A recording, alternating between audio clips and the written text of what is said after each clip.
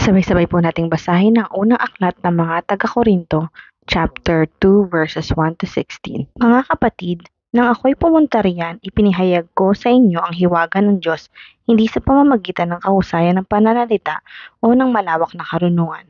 Sapagkat noong ako'y nariyan, ipinasya kong walang sino mang kilalanin maliban kay Hesukristo na ipinako sa krus.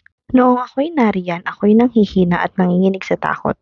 Sa aking pananalita at pangangaral ay hindi ko sinubukang hikayatin kayo sa pamamagitan ng mahusay na talumpati at karunungan ng tao. Subalit nangaral ako sa pamamagitan ng kapangyarihan ng Espiritu upang ang inyong pananampalataya ay masandig sa kapangyarihan ng Diyos at hindi sa karunungan ng tao. Sa mga matatag na sa buhay espiritual ay nangangaral kami ng salita ng karunungan, hindi karunungan ng mundong ito o ng mga tagapamahala sa mundong ito na ang kapangyarihan ay lilipas. Subalit ang ipinapahayag namin ay ang lihim na karunungan ng Diyos na hindi nahayag noong una na itinalaganan niya para sa ating ikaluluwalhati bago palikhain ang sanlibutan. Walang isa man sa mga tagapamahala sa daigdig na ito ang nakaunawa sa karunungang iyon, sapagkat kung naunawaan nila iyon, hindi sana nila ipinako sa krus ang Panginoon ng kaluwalhatian. Subalit tulad ng nasusulat, hindi pa nakikita ng mata o naririnig ng tainga, ni hindi pa sumasagi sa isip ng tao ang mga inihanda ng Diyos para sa mga umiibig sa Kanya. Ngunit ito'y inihayag na ng Diyos sa atin sa pamamagitan ng Espiritu.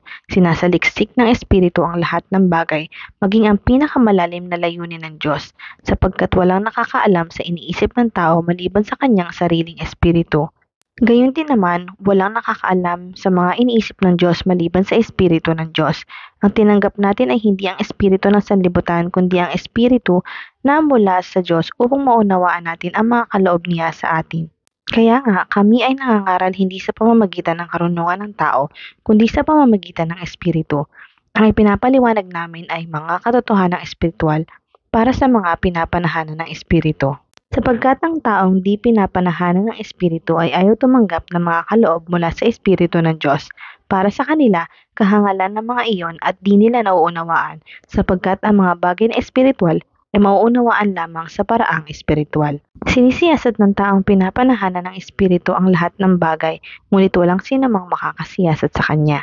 Sino ang nakakaalam ng pag-iisip ng Panginoon? Sino ang makakapagpayo sa Kanya? Ngunit nasa atin ang pag-iisip ni Kristo.